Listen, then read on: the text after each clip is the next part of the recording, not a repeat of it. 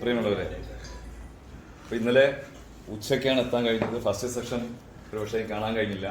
കാരണം ഞാൻ ബുക്ക് ചെയ്ത ട്രെയിൻ എന്നെ കൂട്ടാതെ ഇങ്ങ് പോകുന്നു. കാരണം വേറെ ഒന്നുമില്ല, ഒരു ക്ഷേത്രത്തിന്റെ ഘോഷയാത്ര വന്നപ്പോൾ റോഡ് ബ്ലോക്കായി ട്രിവാൻഡ്രത്തിനടുത്ത്. അപ്പോൾ എനിക്ക് ട്രെയിൻ മിസ്സായി. എൻ്റെ പേര് സുരേഷ് എന്നാണ്. ഞാൻ തിരുവനന്തപുരം ജില്ലയിൽ നെടുമങ്ങാട് എന്ന സ്ഥലത്ത് ചുള്ളിമാനൂർ എന്ന് പറഞ്ഞ സ്ഥലത്താണ് താമസം. ഞാൻ KSRTCയിൽ കണ്ടക്ടറായി ജോലി ചെയ്യും. ഇപ്പം നിലവിൽ ചെയ്തുകൊണ്ടിരിക്കുന്നു. ഭാര്യയും 2 മക്കളും അമ്മയുമാണ് എൻ്റെ കുടുംബം. ഒപ്പം നൃത്ത അധ്യാപകനാണ്, കാര്യങ്ങൾ ചെയ്യുന്നു. അതുപോലെ ഡബ്ബിംഗ്, കോമ്പയറിംഗ് വർക്കുകൾ കൂടെ ചെയ്യുന്നു. അപ്പോൾ എനിക്ക് ഇപ്പോൾ ഇന്നിവിടെ കിട്ടിയ എക്സ്പീരിയൻസ് എന്ന് പറയുന്നത് വളരെ ക്ലിയർ ആയിട്ട്. കാരണം ഓൺലൈൻ ക്ലാസ് സാറ് എനിക്ക് മെസ്സേജ് ഇത് കിട്ടുമ്പോൾ ഞാൻ സാറോട്ട് ബന്ധപ്പെട്ടപ്പോൾ ഓൺലൈൻ ക്ലാസ് ഉണ്ട്, ഓഫ്ലൈൻ ക്ലാസ്സും ഉണ്ട്. അപ്പോൾ ഞാൻ അവിടെ ചൂസ് ചെയ്തത് ഓഫ്ലൈൻ ക്ലാസ്സാണ്. കാരണം നമ്മൾ ഓൺലൈൻ ക്ലാസ് ആകുമ്പോൾ ഒരുപാട് പരിമിതികളുണ്ടാവും. നമുക്ക് ഇപ്പം ഇവിടെ എനിക്ക് തോന്നുന്നു ഒരാളൊന്ന് മേക്കപ്പ് ചെയ്യാൻ പറ്റും. കാരണം ഒപ്പം നമ്മൾ ചെയ്ത് കൊണ്ടിരിക്കുന്ന എല്ലാ കാര്യങ്ങളും നമ്മൾ ലൈവായി കണ്ടുകൊണ്ടിരിക്കും. പക്ഷെ നമ്മൾ സിനിമ കാണുമ്പോൾ ആവും. കാരണം കറക്റ്റ് വരത്തില്ല. ഇപ്പം ഒരുപക്ഷെ ശബ്ദം കിട്ടിയെന്നില്ല, നെറ്റിന്റെ പ്രോബ്ലം ഉണ്ടെങ്കിൽ നമുക്കിത് കറക്റ്റ് കിട്ടാതിരിക്കും. അപ്പൊ അതുകൊണ്ട് ഇന്ന് ഇവിടെ കിട്ടിയ എക്സ്പീരിയൻസ് എന്ന് പറഞ്ഞത് നമ്മുടെ മാഷ് വിജീഷ് മാഷ് വളരെ A to Z കാര്യങ്ങളാണ് നമുക്ക് വ്യക്തമായി പറഞ്ഞു തന്നത്. പക്ഷെ മാഷ് പറയുന്ന എല്ലാ കാര്യങ്ങളും തന്നെ ഞാൻ എൻ്റെ നോട്ട്ബുക്കിൽ കറക്റ്റായിട്ട് എഴുതി വെച്ചിട്ടുണ്ട്.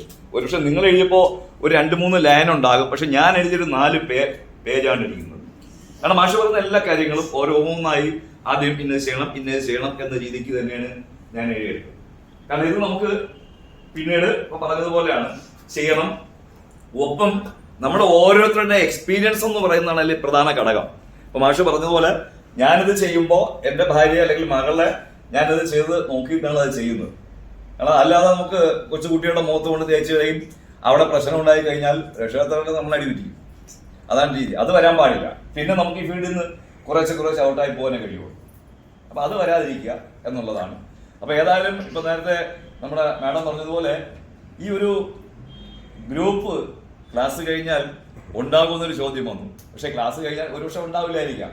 എങ്കിലും നമുക്ക് മിക്കവാറൊക്കെ എല്ലാവരുടെയും നമ്പർ ഉണ്ടായിരിക്കും. നമുക്കൊരു ഗ്രൂപ്പ് ഉണ്ടാക്കിയിട്ട് അത് ഈ നമ്മുടെ വർക്ക് എക്സ്പീരിയൻസുകളൊക്കെ ഷെയർ ചെയ്യുന്ന ഒരു ഗ്രൂപ്പാക്കി മാറ്റിയാൽ നമുക്ക് കൂടുതൽ കാര്യങ്ങൾ പഠിക്കാം. അതിൽ മാഷിനും കൂടെ അതിൽ ചേർത്തോണം.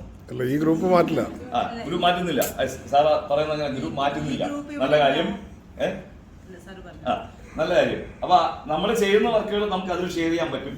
അപ്പൊ ഇതെങ്ങനെ ചെയ്തത്, അപ്പൊ ഇന്ന രീതിയിലാണ് എന്ന് ഓരോരോ കാര്യങ്ങൾ പറയുമ്പോൾ നമുക്ക് തമ്മിൽ അത് ഷെയർ ചെയ്യാം. ഒപ്പം നമുക്ക് അതിൽ എന്തെങ്കിലും മിസ്റ്റേക്ക് വന്നിട്ടുണ്ടെങ്കിൽ മാഷിനെ നമ്മൾ തിരുത്താനും കഴിയും. അതുകൊണ്ടാണ് മാഷോട് ആ ഗ്രൂപ്പിൽ ഉണ്ടാകണം എന്ന് പറഞ്ഞത്. ഏതായാലും ഞാൻ വളരെ കിലോമീറ്റർ അകലെ എത്തിയിരിക്കുന്ന പക്ഷെ ഞാനായിരിക്കും. അല്ല, നമ്മുടെ ഊട്ടി വന്നിരിക്കുന്ന ആളാണ്. അതാണ് നമ്മൾ മനസ്സിലാക്കാനുള്ളത്, അല്ലെ? അദ്ദേഹം ഒരു ഡാൻസറാണ്. അപ്പോൾ നല്ലൊരു എക്സ്പീരിയൻസ് ആണ് കിട്ടിയത്. ഇതിനെ ഇനി അങ്ങോട്ട് ഉള്ള ദിവസങ്ങളിൽ ഉപയോഗപ്പെടുത്തുക എന്നുള്ളതാണ് നമ്മുടെ മുന്നിലുള്ള വലിയ റിസ്ക് എന്ന് പറയുന്നത്. ആ റിസ്ക് അതിൽ ഓവർകം ചെയ്ത് എല്ലാവർക്കും നല്ലൊരു ഉണ്ടാകട്ടെ എന്ന് പ്രാർത്ഥിച്ചുകൊണ്ട് നിർത്തുന്നു. നന്ദി.